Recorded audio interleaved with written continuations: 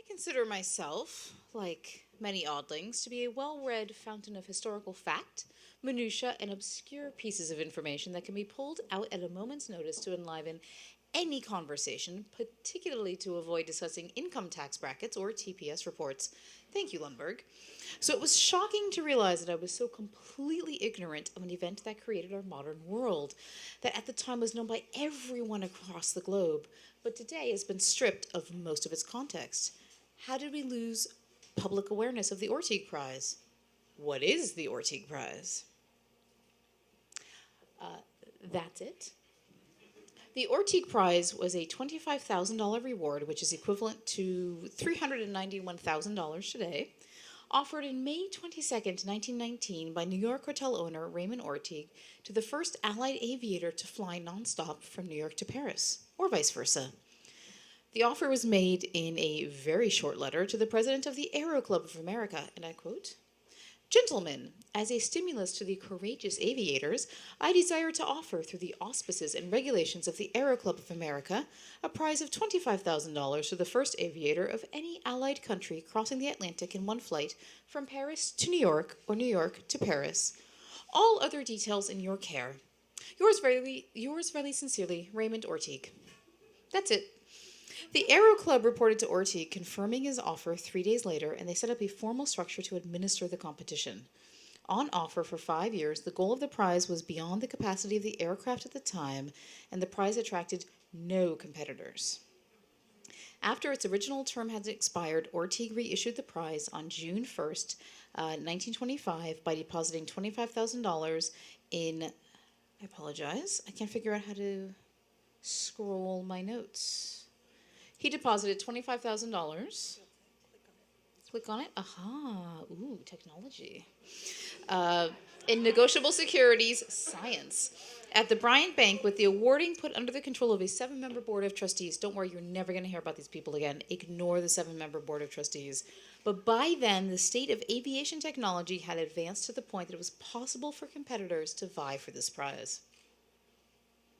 There were a number of unsuccessful attempts. In 1926, René Fonck, the French flying ace, set off with 4 people. 2 of the 4 on board were killed at the crash on takeoff at Roosevelt Field in New York City. In 1927, Richard E. Byrd, the famous polar explorer, flying an Anthony Fokker-designed plane named America, crashed on takeoff, no deaths. Again in 1927, Clarence Chamberlain and Bert Acosta, also aviators, flying a Belanca plane named Columbia, attempt failed due to interpersonal conflict. In 1927, Stanton Wooster and Noel Davis, also famous World War I aviators, flying a Keystone Pathfinder named American Legion, funded by the American Legion, crashed on takeoff. Both died. In 1927, Charles Nunziger and Francois Colli, who were, again, famous World War I aviators, flying a Levasseur plane named L'Oiseau Blanc, which is French for the white bird, they had a successful takeoff. The last official sighting was off the coast of Ireland, and it has become, second only to Amelia Earhart, one of aviation's greatest mysteries. That would be a total of 6, presumably, deaths so far, and we're 1 year into this. There was another attempt in 1927. Charles Lindberg, an airmail pilot and U.S. Army Air Reserve pilot, flying a modified Ryan M2 named Spirit of St. Louis, backed by St. Louis businessmen for the paltry sum of $18,000. Didn't crash, no deaths. Oh, sorry. Successful attempt. By the way, this is not a wreath around the nose. This is part of the engine. It was standard at the time. This is an air-cooled engine. Those are the air vents that you were seeing all around the engine.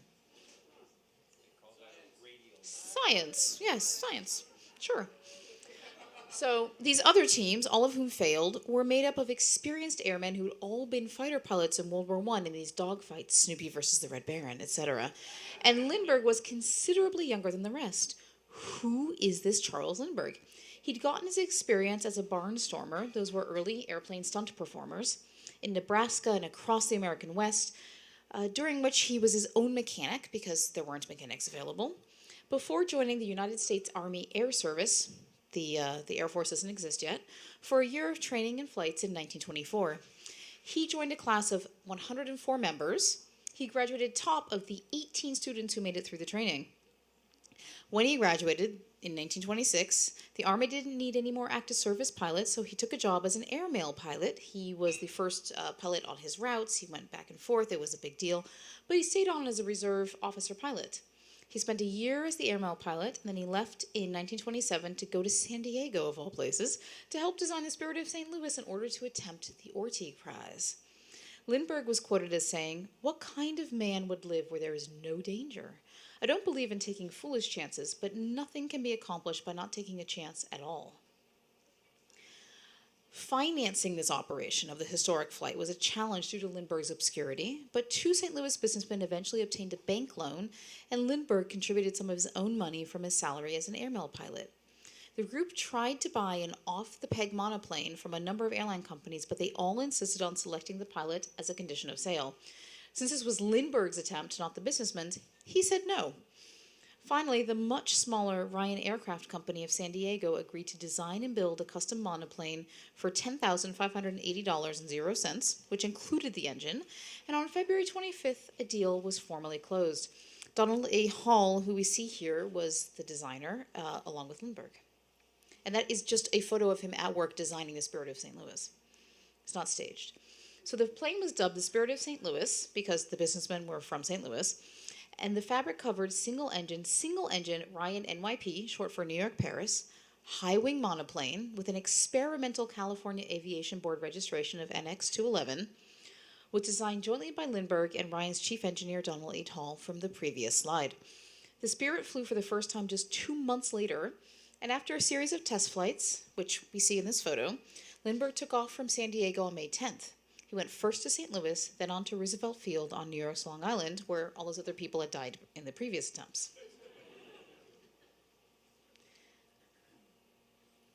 And it looks like my notes are not corresponding. I apologize, my slides are slightly messed up, but again, these are the slides, these are the images that we just discussed. Here we go.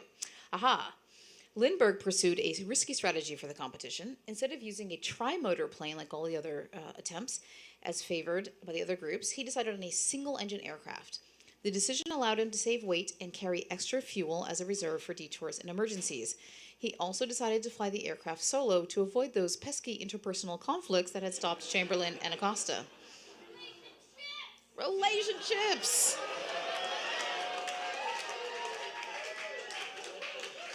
Or not. So starting from the design of the Ryan M2, extra fuel tanks were added and the wingspan, as you can see here, were increased to accommodate the additional weight. The plane would have a maximum range of 4,000 miles, which was supposed to be more than enough to reach Paris. One of the more innovative design decisions involved placing the main fuel tank in front of, rather than behind, the pilot's seat. Lindberg did not want to be caught between the tank and the engine if the plane was forced to land. Remember, he'd been the barnstormer and his own mechanic, so he has experience.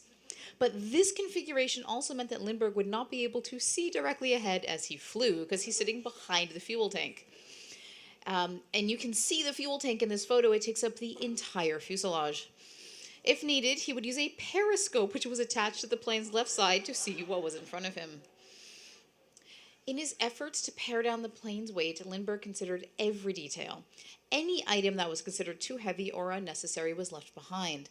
This included a radio, a parachute, gas gauges, a sextant, and navigation lights. Lindberg designed for himself special lightweight boots for the flight, and he went so far as to cut down his maps to include only the reference points he would need. Instead of a heavy leather pilot seat, Lindberg sat in a far lighter wicker chair. Every ounce mattered. So, in the early morning of Friday, May 20th, 1927, Lindberg took off from Roosevelt Field in Long Island. His destination, the Bourget Aerodrome, was about 7 miles outside of Paris and 3,610 miles from his starting point. It rained the morning of his takeoff, but as the plane was wheeled into position on the runway, the rain ceased and the light began to break through the low-hanging clouds. A crowd assembled to see Lindberg off, which is what we see in this photo. The fully loaded aircraft, which weighed 5,200 pounds, the takeoff was hampered by a muddy, rain-soaked runway. It gained speed very slowly during takeoff, but cleared the telephone lines at the end of the field by about 20 feet. Now, does this work?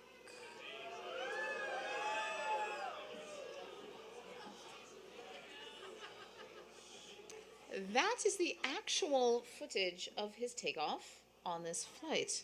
There's actually significantly more if you look up the Pathé newsreel, but maps. Also, Spirit of St. Louis is a movie starring Jimmy Stewart, our favorite actor of all time, because he's so kind and nice. Maps. At around 9:52 a.m. New York time the next day, or 27 hours after he left Roosevelt Field, Lindbergh saw porpoises and fishing boats, a sign he had reached the other side of the Atlantic. News soon spread across both Europe and the United States that Lindbergh had been spotted over England, and the crowd started to form at Le Bourget Aerodrome as he neared Paris. At sunset, as he flew over Cherbourg, no umbrellas, on the French coast, 200 miles from Paris, it was around 2:52 p.m. New York time. As a note, this is Lindbergh's map that he used it annotated during the flight, so that flight path that we see with his marks, that's him noting his path across the Atlantic. On arriving at Paris, Lindbergh circled the Eiffel Tower before flying to the airfield. This is a photo of him landing. He flew over the crowd at Le Bourget Aerodrome and landed at 10:22 p.m. on Saturday, May 21st. The airfield was not marked on his map, and Lindbergh knew only that it was 7 miles northeast of the city. He initially mistook it for some large industrial complex because of the bright lights spreading out in all directions. In fact, it was the headlights of tens of thousands of spectators' cars caught in the largest traffic jam in Paris history in their attempt to be present for Lindbergh's landing. Again, this is a photo. This is it right here. A crowd estimated at 150,000 stormed the field, dragged Lindbergh out of the cockpit, and carried him around above their heads for a half hour. These people here. Among the crowd were 2 future Indian prime ministers, Jawaharlal Nehru and his daughter Indira Gandhi. Damage was done to the plane by souvenir hunters before they reached the safety of a nearby hangar with the aid of French military flyers, soldiers, and police. The New York Times reported that before the police could intervene, these souvenir spectators stripped the plane of everything which could be taken off, and they were cutting off pieces of the linen exterior when a squad of soldiers with fixed bayonets surrounded the plane, providing guard as it was wheeled into a shed. The French. Lindbergh's flight was certified by the National Aeronautical Association of the United States based on the readings from a sealed barograph placed in the Spirit, which we see here, and those are the signatures, and he was officially awarded the Orteig Prize. Jackpot. The prize also led to considerable increase in public awareness and interest in aviation. Between 1926 and 1928, remember he won in 27, the U.S. experienced a 30-fold increase in the number of airline passengers.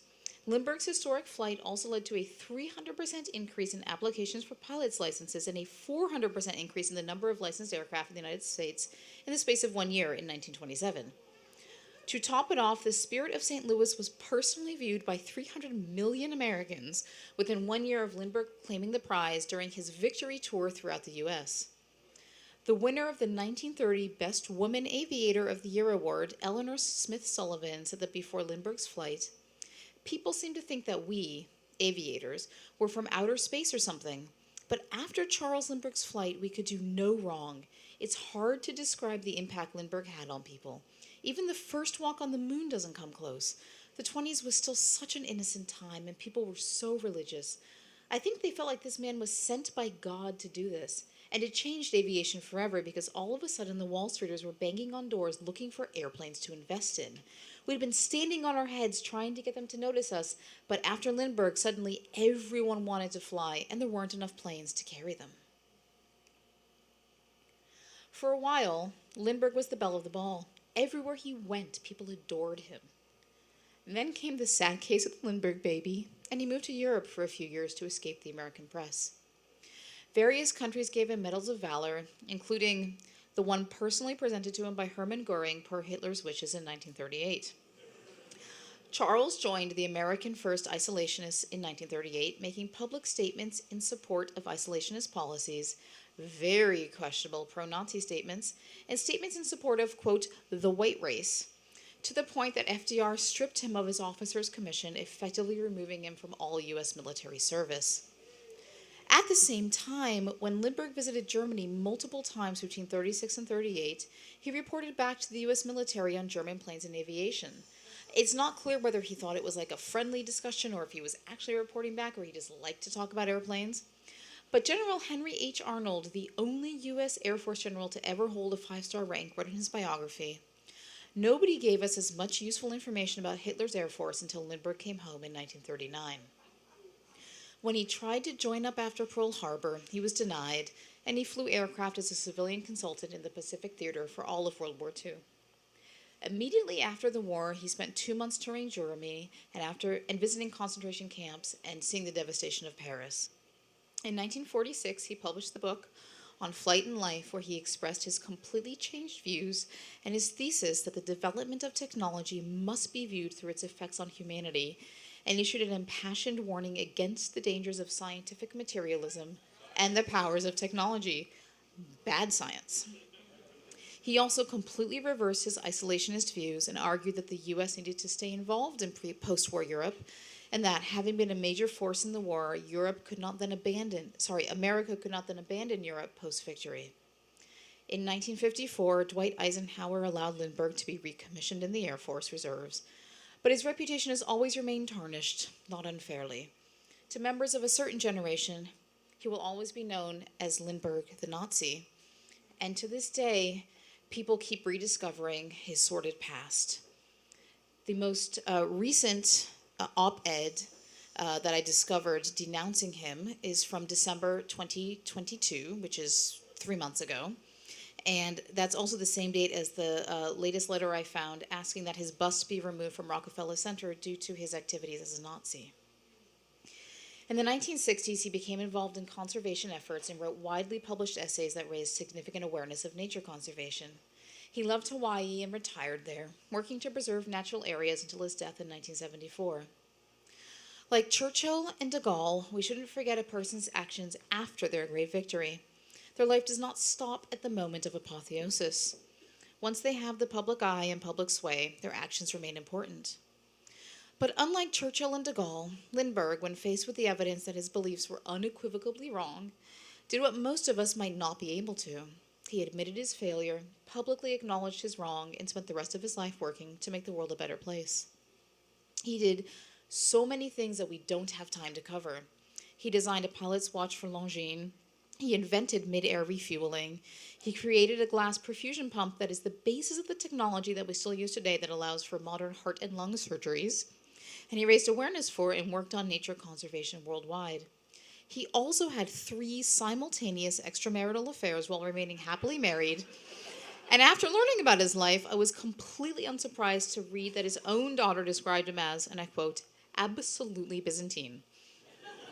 So, let us raise a glass to a truly strange man, Charles Lindbergh. While his great and terrible actions were on a scale not available to most of us, I hope that we can all learn from him that the strength of our convictions does not absolve us from the responsibility to question ourselves, and that winning one jackpot does not mean that we win them all. Cheers.